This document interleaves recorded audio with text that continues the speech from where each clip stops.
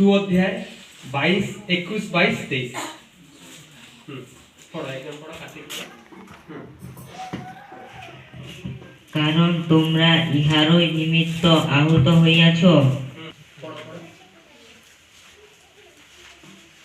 এই বিষয়ে তোমাদের জন্য এক আদর্শ রাখিয়া গিয়াছেন, যেন তোমরা করো। তিনি পাপ করেন নাই, তাহার মুখে কোনো ছল পাওয়া যায় নাই। তিনি নিন্দিত হইলে প্রতিনিন্দা করিতেন না, দুঃখভোগ কালে তর্জন করিতেন না, কিন্তু যিনি ন্যায় অনুসারে বিচার করেন তাহার উপর ভার রাখিতেন। প্রভুর ধন্যবাদ হোক। আসুন আমরা প্রার্থনা করব।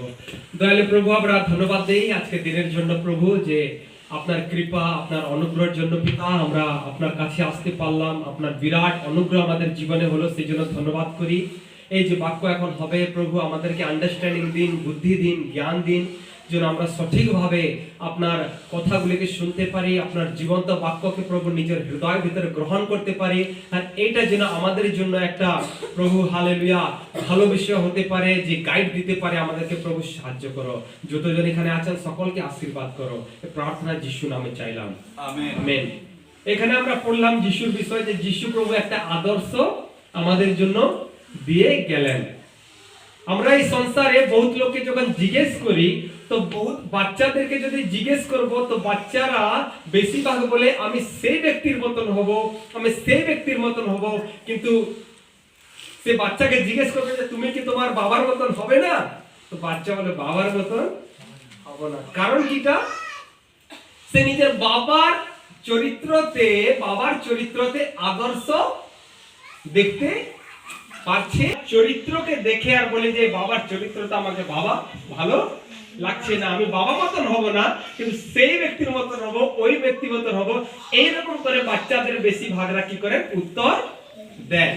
তো সংসারে আদর্শ ব্যক্তি বহুত কম রয়েছেন বা নাই, যাকে আমরা ফলো করব, যার পিছনে আমরা চলবো, যে এই ব্যক্তিকে মানলে আমাদের জীবনে আশীর্বাদ আসবে, এইরকম ব্যক্তি সংসারে নাই। কিন্তু যিশু প্রভুর বিষয় যখন আমরা স্টাডি করি, পড়ি, বাক্যকে পড়ি, তখন সেইভাবে আমরা বুঝতে পারি বাক্যতে যে যিশু প্রভু একটা এরকম ব্যক্তি ছিলেন, যে প্রত্যেকটা কাজে, প্রত্যেকটা কথাতে, প্রত্যেকটা অ্যাক্টিভিটিতে একটা আদর্শ দিয়ে গেলেন, যে আমার মতন তোমাকে কি করতে হবে, চলতে হবে। সেই জন্য যিশু প্রভু হচ্ছে আমাদের লক্ষ্য। যিশু প্রভু যত বিশ্বাসী যিশুকে গ্রহণ করেছেন, ওদের লক্ষ্য কি হওয়ার দরকার? যিশু প্রভু, যে আমি কার মতন হব? যিশুর মতন হব। কারণ যিশু প্রভুর চরিত্র সঙ্গে যে আদর্শ পুরুষ রয়েছেন, এই সংসারের চরিত্র মেল খায় না। সেই জন্য যিশু প্রভু আমাদের আদর্শ হওয়ার দরকার রয়েছে। তো কি কি বিষয়তে যিশু প্রভুকে আমরা আদর্শ মানবো, সেটা আজকে আমরা একটু দেখবো। 3-4টা পয়েন্ট, 5টা পয়েন্ট রয়েছে, আমরা দেখবো। যোহন ওর 13 অধ্যায় 13-14 পদ। যোহন রয়েছে সুসমাচার ওর 13 অধ্যায় 13 আর 14 পদ।